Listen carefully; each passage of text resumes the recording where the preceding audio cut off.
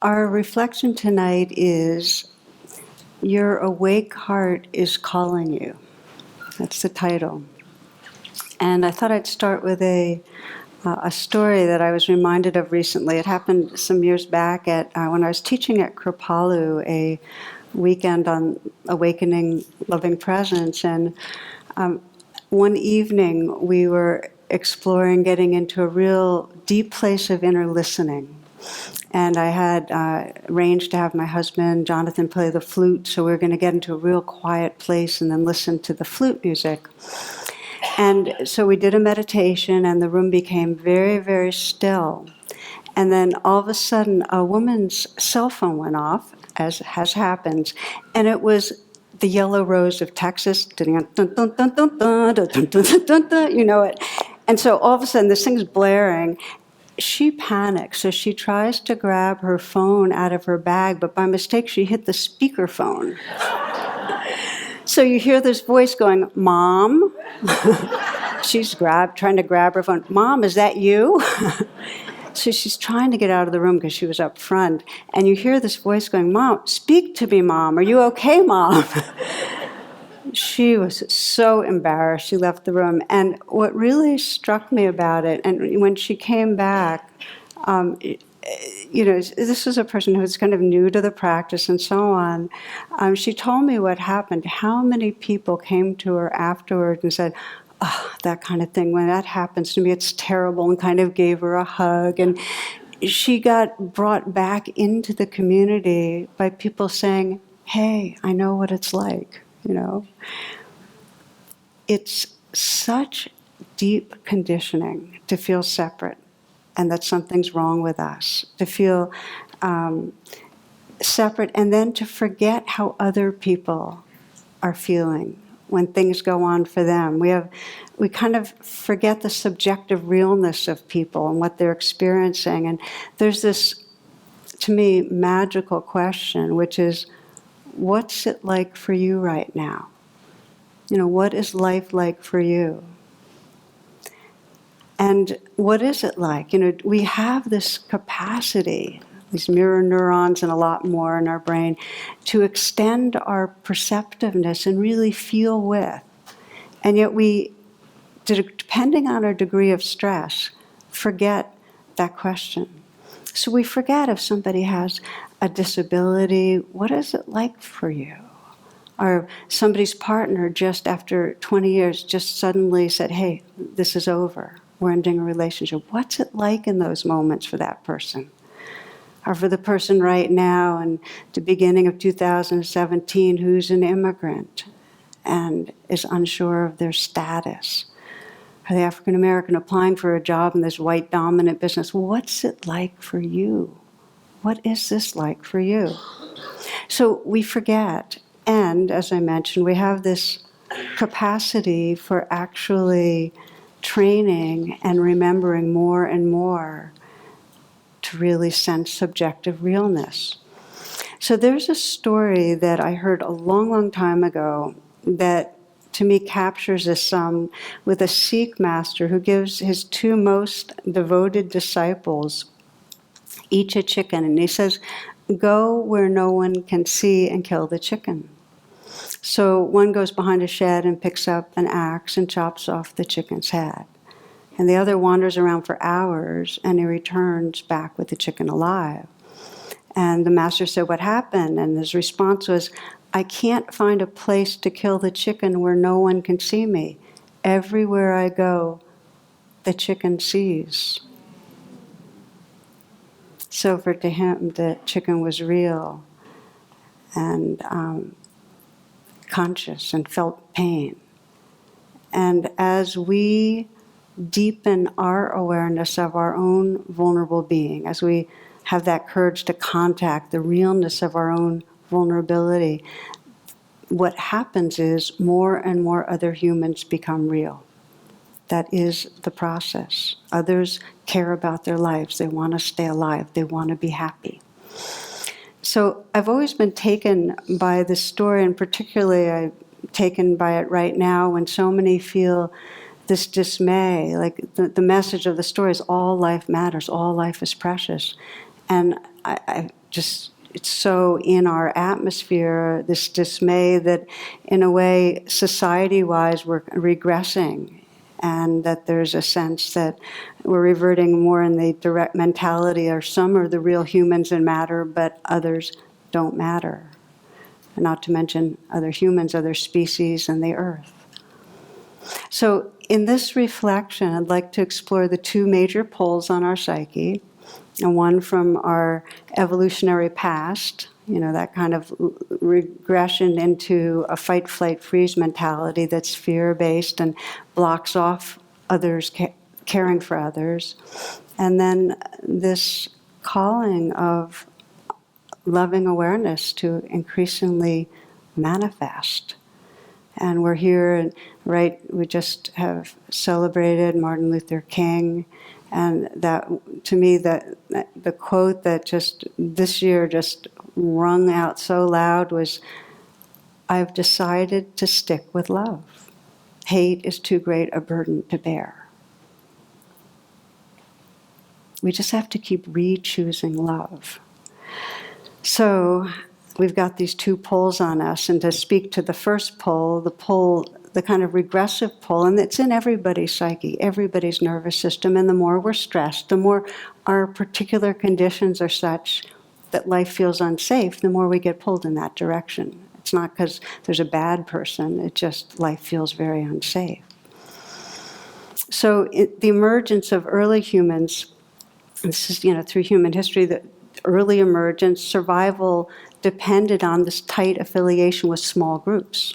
That affiliation really mattered. So in order to include, coherence and being together and tight and safe and so on, just the one thing that really stands out, groups would name themselves something like humans, we're the humans, and then there'd be epitaphs for other groups that had something to do with being less than human. Because that way you can kill a being that doesn't feel like you, sentient and sensitive. If you think of somebody as less than, then it's easier to injure them, to hurt them. So that improves human coherence, small group coherence. So fast forward to today, and by the way, that mode of small groups, living in small groups, went on thousands of times as long as our current society. So we still have all the, wiring like that.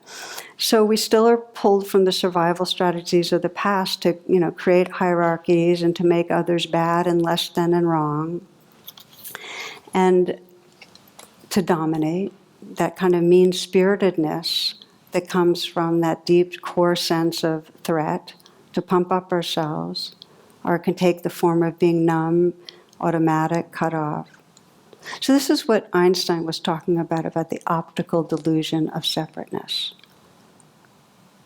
That's the psyche we can live in. And we also intuit a larger truth and are pulled towards something else, this what are sometimes called the widening circles of compassion. Some months ago, I gave a talk on the Bodhisattva path, this training ourselves to turn towards our awakening heart. How to be with the poles of regression, how to be with the fears and the unsafety, but really open, and opening our hearts to widening circles of beings.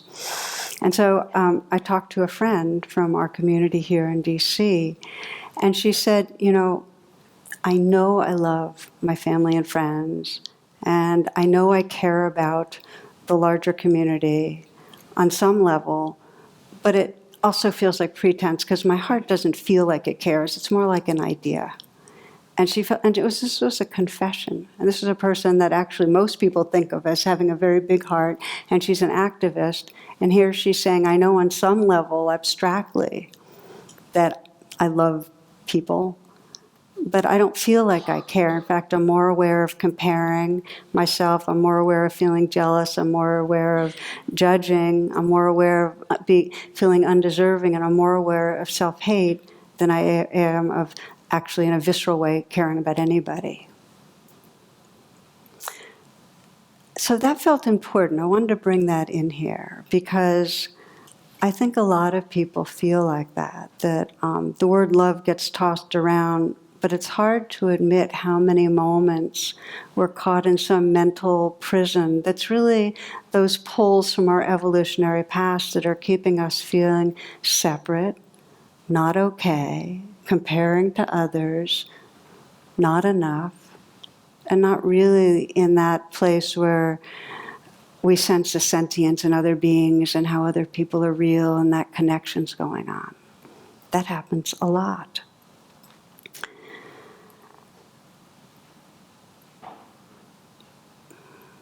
Love has sometimes been described as giving our full, unconditional attention. When it's really full and unconditional, the love is already there. It's almost like what cuts us off is these pulls from the past that get us very self-focused, and other becomes bad other, or the other we want, but out there. So we're not really paying attention because we have an agenda. So I was with this woman and we're kind of discussing how cut off she feels, and I asked her a question. I said, well, what makes this most upsetting? And then we talked about that, and I said, well, what would it be like if you never really opened into those widening circles of caring? I mean, you still do your activist thing, and people, people like you and respect you. What would be the worst part of that? And then she started weeping. The idea of never caring got her weeping, and she said, but that's the whole thing that makes life worth living. I want to care. And so I said, so you care about caring. And that is what stopped her. And what I mean by stopped her, that kind of broke something open. You care about caring. And what I want to say to you is that it really is natural that we cut off and we get disconnected and we get preoccupied. But we care about caring. And for her, I said, pay attention to the part of you that cares about caring. Just kind of rest in that. And it was like something in her just widened out and lightened up, because she knew that was more the truth of who she was than any of the stories of the self that wasn't okay. I remember hearing the Dalai Lama say, I keep hearing how everybody likes me, and that must be because I care about bodhicitta. He said, I can't always embody it, but I care about caring. So I heard it from him first. And it really hit me that, it's intrinsic to us. Love is intrinsic. It's basic. And we have conditioning that contracts us and gets us preoccupied. And when we've been traumatized a lot, we get very, very contracted and focused on protectiveness. But we can wake up back into really being at home in that caring. So I want to look at that, and I want to begin by saying that there are two primary ways that this awake heart of ours, that which is already cares, sometimes cut off. It's like the sun's already shining, sometimes covered by clouds, but it's there. Your awake heart is there. And there's two ways that your awake heart calls you. And one way is, and I sometimes describe this as our future self, and by future self I mean your fully manifested beingness when your heart's awake and your mind's open. And there's two ways that your future, more evolved self is calling you. And one is that it's calling you as you become aware of suffering, and become aware of it in a way that you're willing to actually contact what's going on. So for this woman, the beginning of waking up was feeling the suffering of not really being connected with others. The pain of separation was the beginning of her waking up.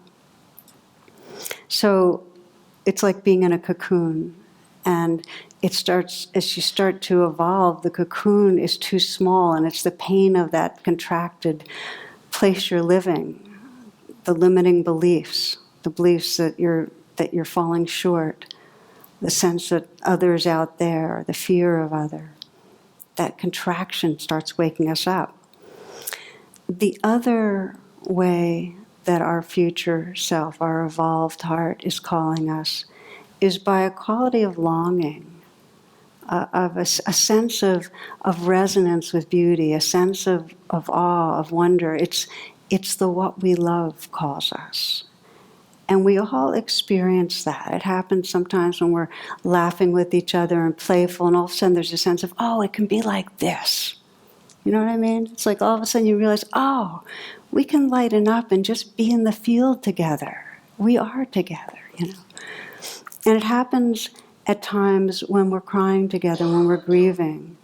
I've noticed how when people are really grieving together, like there's nothing to push away anymore because we've kind of opened to the real loss, and in that openness there's a tender connection, and we feel that longing to feel that vulnerable togetherness more, and that's the calling of our awakened heart. It happens when someone's really kind to us, and it happens when we're in some way just feeling that caring and then feeling, oh, this is home, this is what I want to live from. A few years ago, a friend of mine told me that his prayer now is, please teach me about kindness.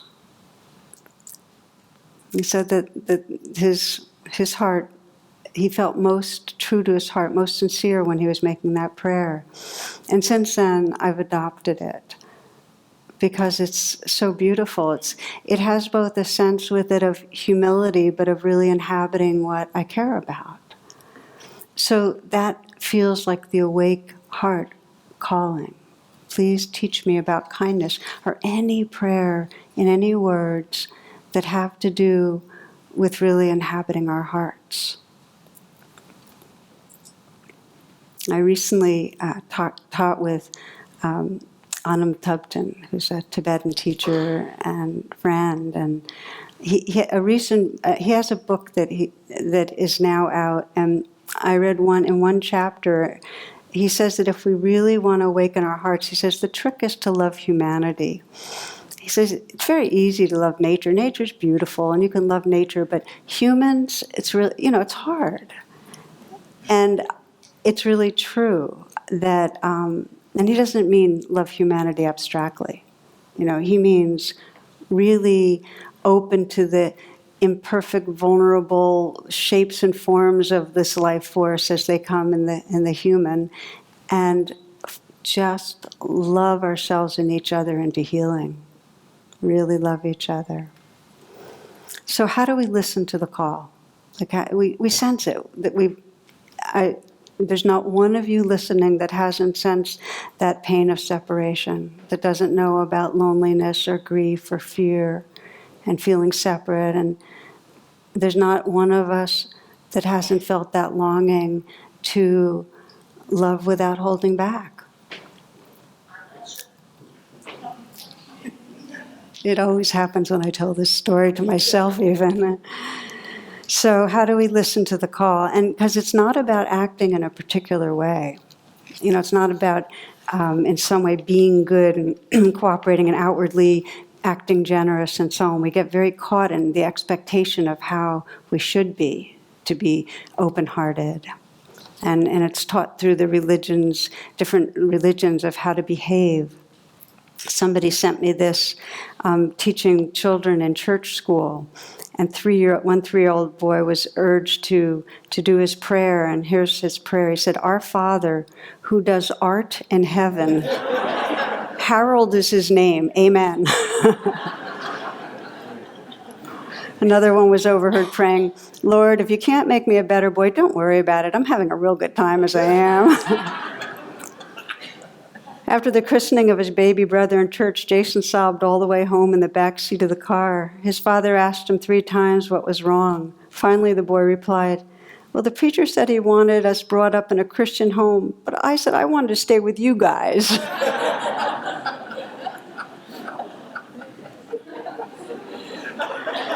A mother was preparing pancakes for her son, Kevin, 5, and Ryan, 3. The boys began arguing over who would get the first pancake. Their mother saw an opportunity for a moral lesson. If Jesus were sitting here, he would say, "Let my brother have the first pancake. I can wait." Kevin turned to his younger brother and said, "Okay, you can have the first time playing Jesus."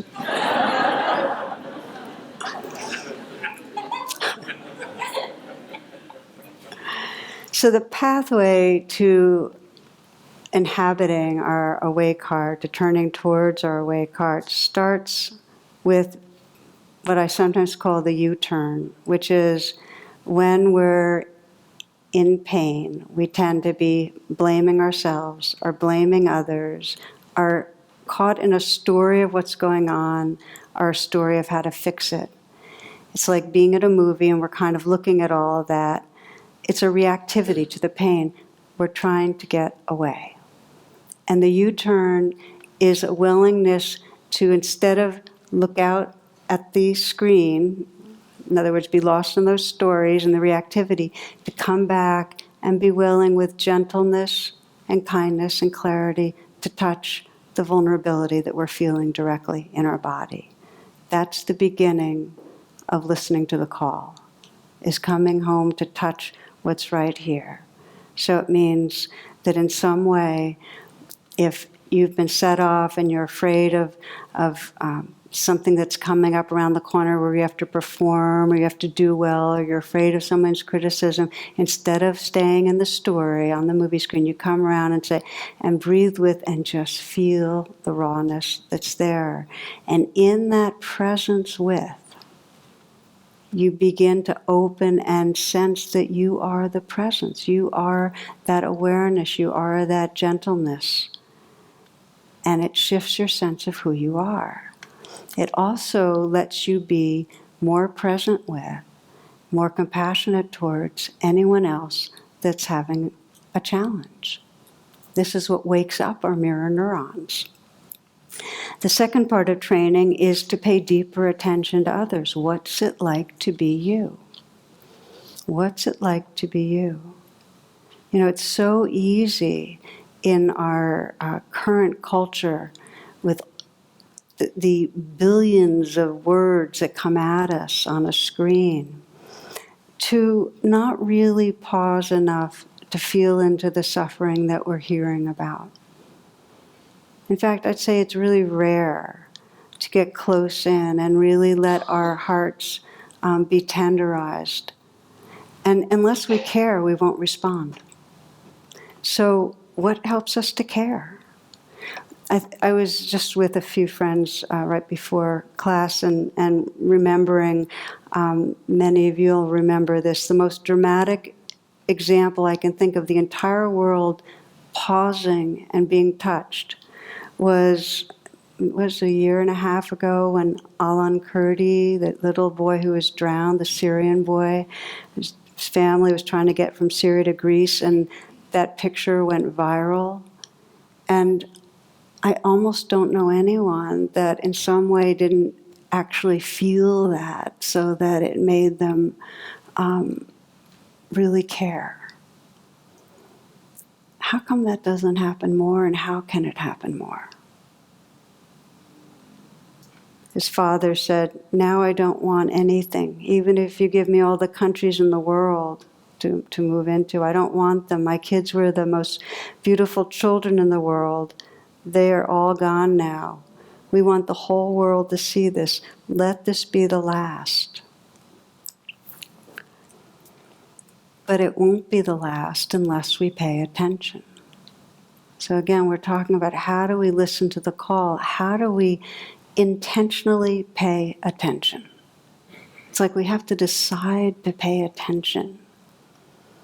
There are some bodhisattvas, some poets, some teachers that keep on reminding us in certain ways, and one of them is Warsan Shire, who's a Kenyan-born poet. I'll give you an example, because her interest is writing about the people that are generally not heard otherwise, immigrants, refugees. She knows that we need to pay more attention. So here's just some of a poem that she wrote. She says, "No one leaves home unless home is the mouth of a shark. You only run for the border when you see the whole city running as well, your neighbors running faster than you, breath bloody in their throats. The boy you went to school with who kissed you dizzy behind the old tin factory is holding a gun bigger than his body. You only leave home when home won't let you stay. She says, no one leaves home unless home chases you, fire under feet, hot blood under belly. No one puts their children in a boat unless the water is safer than the land. No one burns their palms under trains, beneath carriages. No one spends days and nights in the stomach of a truck feeding on newspaper unless the miles traveled means something more than the journey. No one crawls under fences. No one wants to be beaten, pitied. She says, no one wants to go home. She says, the words are, go home blacks, refugees, dirty immigrants, asylum seekers, sucking our country dry. Messed up their country and now they want to mess ours up. How do the words, the dirty looks roll off your backs?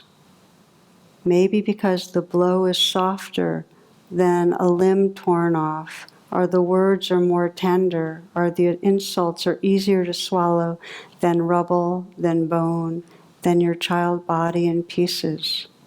I want to go home, but home is the mouth of a shark. Home is the barrel of a gun.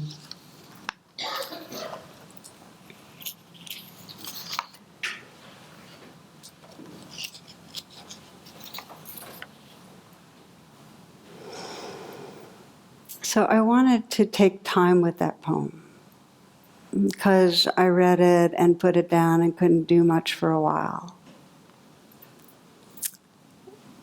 That it's hard to take time and choose to bring our sights closer on purpose to feel the hurt. And yet taking the time, having the courage to say, what's it like to be you, is really where evolution is taking our heart and our mind and our spirit. It's the hope of the world that we can widen these circles. It's just as critical. In fact, you can't really do it unless you do it in your personal life with the person you're going to see later tonight at home or at work tomorrow. So this isn't just a training for those that feel a little bit more farther in the distance. Like my friend that I mentioned earlier, many find it hard to attune and care about really the people right close to them. There's some men that can only cry at movies. And there's some friend, I have a friend who can only really cry at the plight of animals. And it's not like these people are bad. It's the way that our society is. It's the way our bodies have been traumatized. It's the way we've been cut off. But we can reconnect.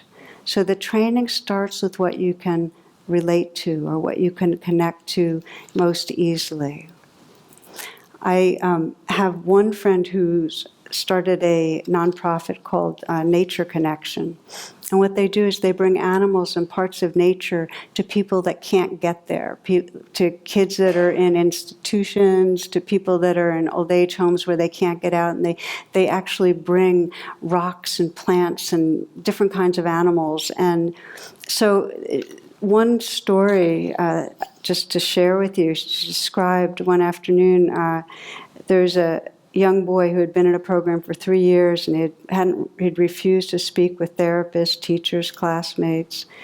And some of the boys were hurting animals before they got into these institutions. They bragged about killing dogs, cats, frogs. So in this particular place, first they had to teach the kids how to treat the animals to make it safe for the boys and safe for the animals. They taught them how to touch gently, how to groom, the language of their body gestures, how to use subtle tones of voice. Initially, it was chaotic with these young boys, but whenever they'd bring the animals in, there was this magic that happened. The kids would start getting quiet, and they really took seriously their roles, and they started, took 2 years, they started taking care of the animals.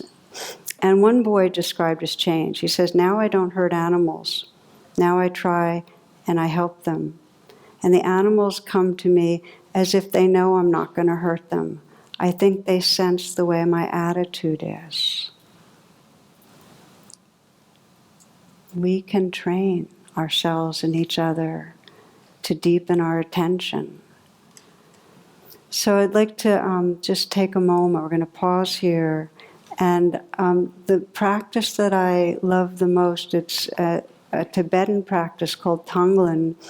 We can adapt it in a very simple way if we want to practice listening to the call of our awake heart by training with the people right around us. So this is just a taste of Tonglen.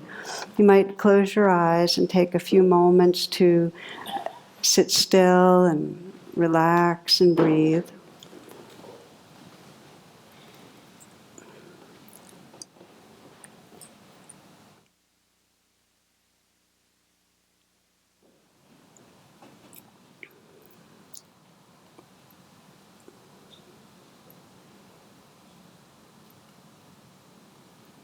Bringing to mind one person in your life that you care about that's having difficulty right now.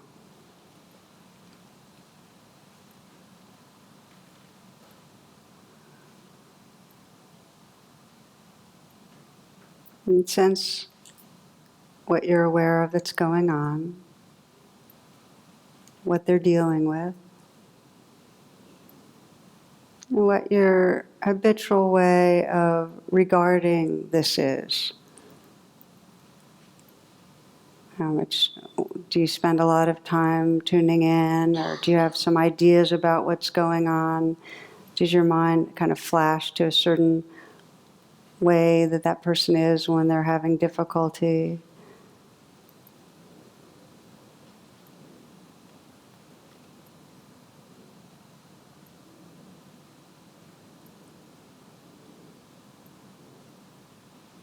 And a sense that your awake heart is calling you to tune in more deeply. And let yourself bring that sense of the person closer in. To imagine when this person's distressed, fear or shame, feelings of failure, disappointment. And sense that you can feel this person inside you, as if you're looking through his or her or their eyes, feeling with their heart. And so you can sense what it's like, really inside out, what this person's going through. You might sense what the most difficult part of this is for this person. What's the worst part?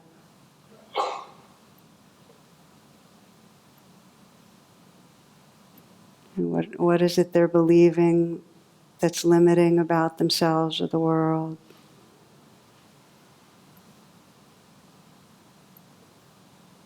And what do they need? What do they really need?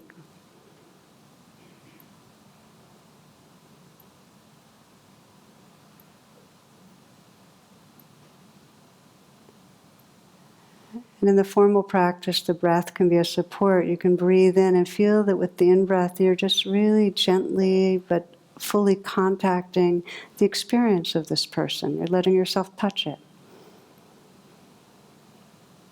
But with the out-breath, you're letting it be held in the heart of the universe. You're not holding on to it. And you're offering, really, whatever's most needed to this person. You might sense that you're breathing in and just feeling the person's loneliness or feelings of hurt or feelings of failure. With the out-breath, you're really sensing this heart space that is utterly tender and feeling that person embraced and held and bathed in that love.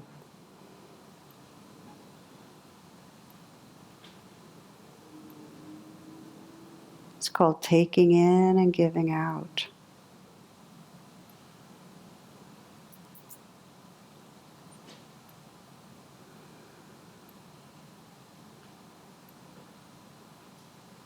Make sure when you breathe out, you sense the vastness that can hold this suffering. It's It's really the heart space. It's the soul of the world.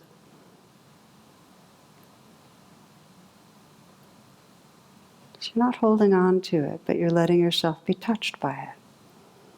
Breathing in and being touched. Breathing out and offering care. And as you're doing this, you might now enlarge the sense of what's going on to include all those that might feel like this person. So you're really breathing in for all of us that might suffer in this way. Letting in the reality of the suffering. But breathing out and sensing the heart space that's boundless, that can hold it.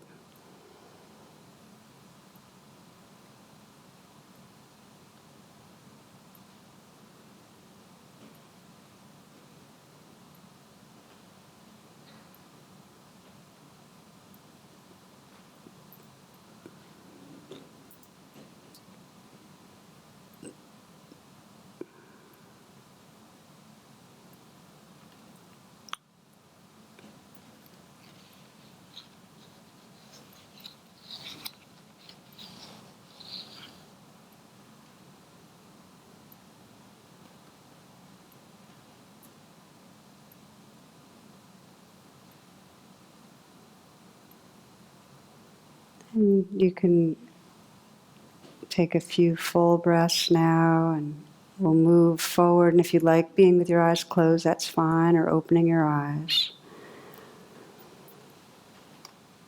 This inquiry, what's it like for you, is really the inquiry from our awake heart.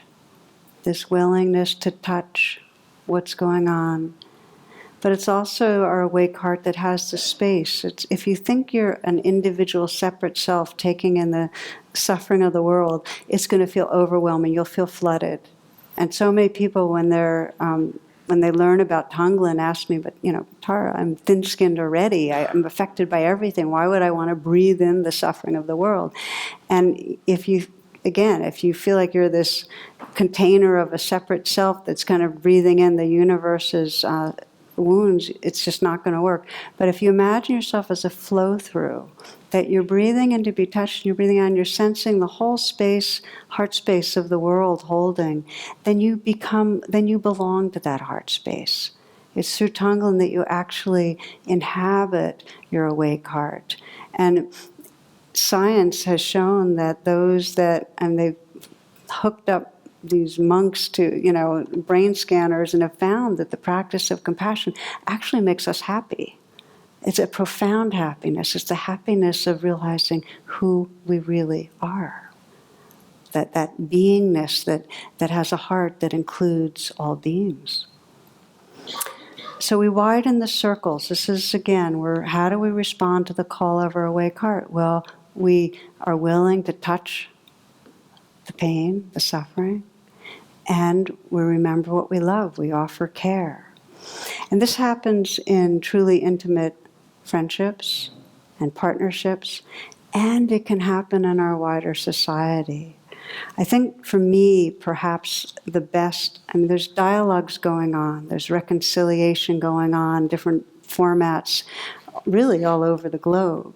And that's the hope. That is our evolving consciousness at work, where people that have conflict or difficulty where harm has been caused come together and begin this getting to know process that can seek to reconcile, make amends, restore justice and balance.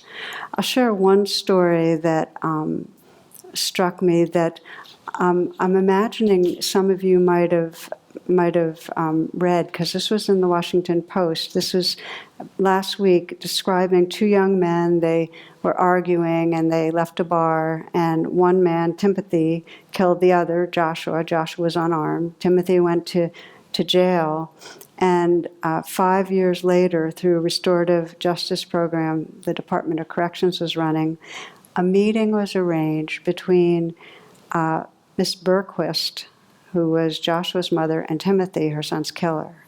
Okay, so you've got the mother of the man who was murdered and the killer meeting.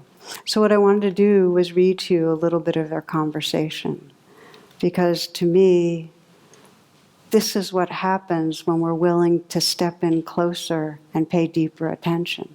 when we're responding to the call of the awake heart. So a little bit of their conversation. Mrs. Berquist says, my purpose in going there was to share Josh with him, because if he had known my son, he never would have done it. Timothy says, these are kind of different things they both reported. She started crying. She was hurt. To come face to face with your son's killer, nothing can really prepare you for that. It was uncomfortable. Miss Berquist says, I had him watch my son's funeral. I brought pictures, caps, and diploma from high school, the bells off his baby shoes, some pictures of his tattoos. He had gorgeous tattoos. Timothy, he says, it humanized him to me and made me see how he was loved by her and her family. I took a part of them that I can never give back. Then he said, I was already crying and everything when I saw the funeral tape. She introduced me to her reality. I didn't try to justify anything. I shouldn't have killed him. When I saw him lying in the casket, I took that joy away from them. Ms. Berquist says, he started really apologizing. It was definitely genuine. When I left the meeting, I felt like I'd been power washed. I felt so at peace. I couldn't help my son that night, but I have someone here that I can help turn his life around, do better. Timothy says, she said she forgave me. It was a relief because I really hoped she would. Miss Berquist, I told him I forgive him for what he's done, and I do forgive him. I can't forget what he did. I live with it, but I do forgive him. And in last April, the two met again. This time it was at a victims awareness event at the prison in front of inmates. She called me her friend, Timothy said. She called me her friend. A woman forgiving her son's killer and calling him her friend. At the end, she got up and gave me a hug.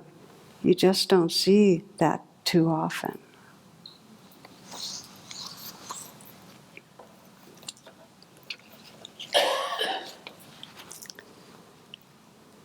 So this is the healing. This is really responding to the call when we move, the way we move from the horror about our world to being part of the healing. It's really listening to that call, that please teach me about kindness, that lets us deepen our attention and ask, well, what's it like for you? And then to extend kindness through our actions, to widen the circles. It says, child developer and researcher said, this is L.R. Nost, do not be dismayed by the brokenness of the world. All things break, and all things can be mended. Not with time, as they say, but with intention. So go. Love intentionally, extravagantly, unconditionally. The broken world waits in darkness for the light that is you.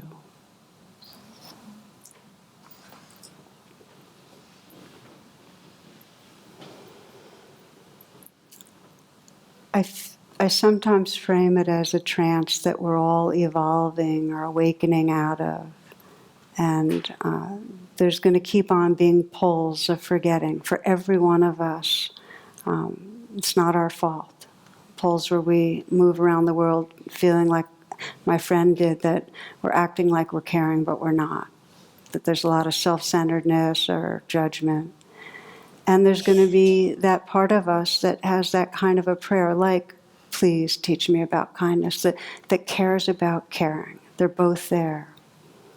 So I'd like to end with a very brief meditation where really we're, again, turning towards the most awake part of our being.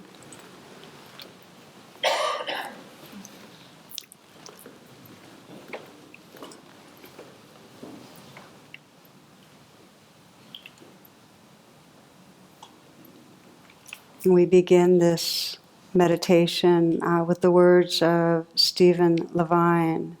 He says, we walk through half our life as if it were a fever dream, barely touching the ground, our eyes half open, our heart half closed, not half knowing who we are. We watch the ghost of us drift from room to room through friends and lovers, never quite as real as advertised. not saying half we mean or meaning half we say. We dream ourselves from birth to birth, seeking the true self, until the fever breaks and the heart cannot abide a moment longer, as the rest of us awakens, summoned from the dream, not half caring for anything but love.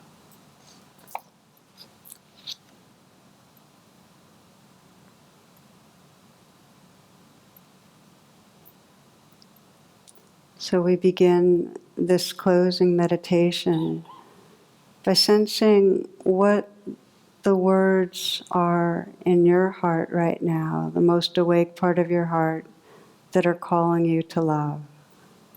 It may be, please teach me about kindness, or please may I awaken to loving presence. Please may I love without holding back. What's the longing that feels sincere in you right now?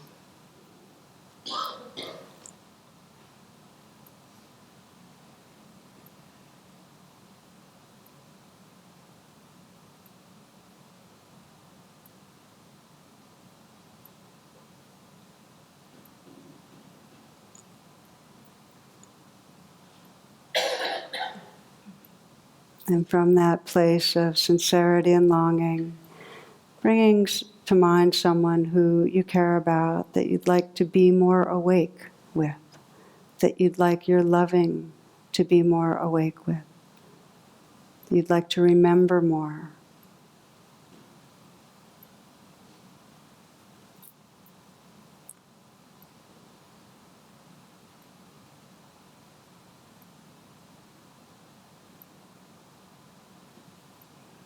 Bring that being close in and take some moments to sense their vulnerability. What's life like for you? What's hard that's going on right now for this person?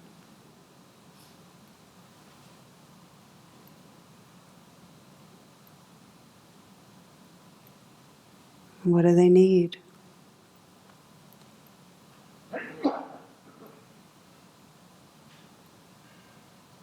What flavor of loving? Is it acceptance or forgiveness or a listening presence, affirmation? Sense yourself embracing, offering.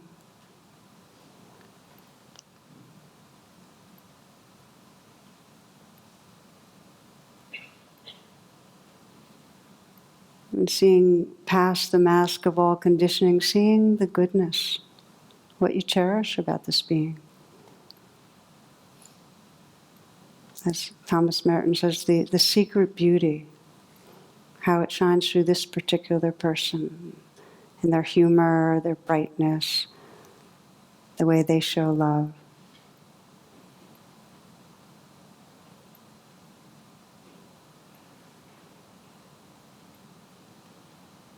You might mentally whisper the words, thank you. Just that honoring of the sacredness that lives through that being.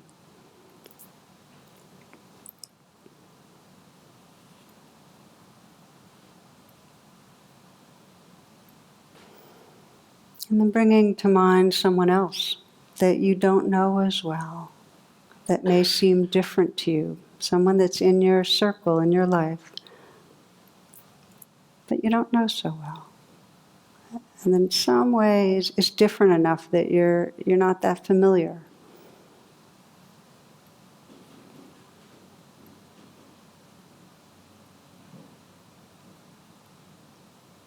And in the same way, try to imagine and bring that person in closer. Just sense what this person might be struggling with, what the challenge or vulnerability this person's living with. What's it like for you?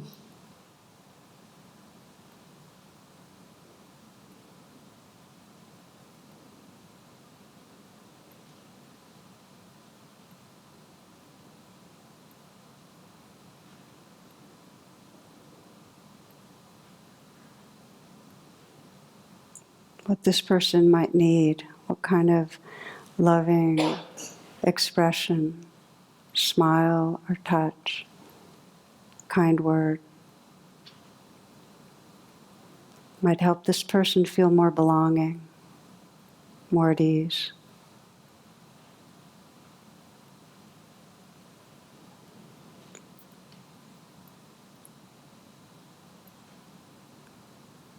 And sense your heart holding, embracing this being. And also beholding, sensing how goodness, sacredness lives through this being. Sensing the uniqueness and sentience and aliveness and goodness flowing there.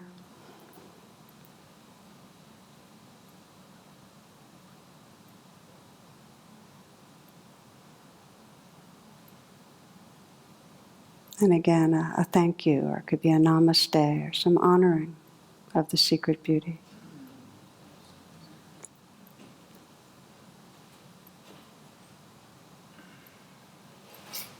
And widening that heart space so you're including the person that is close to you and that you don't know so well. And sensing you're including your own self and all beings now. Very, very open heart space that senses the vulnerability of all living beings and the sacredness, the goodness that shines through.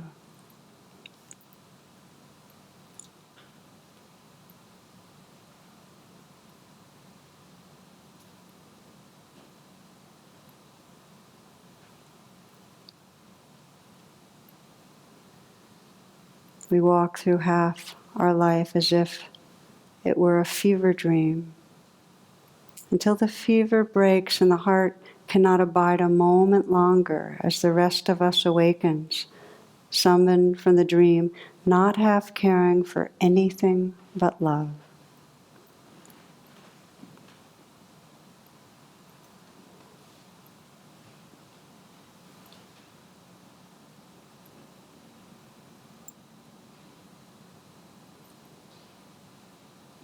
May all beings realize this loving presence as source.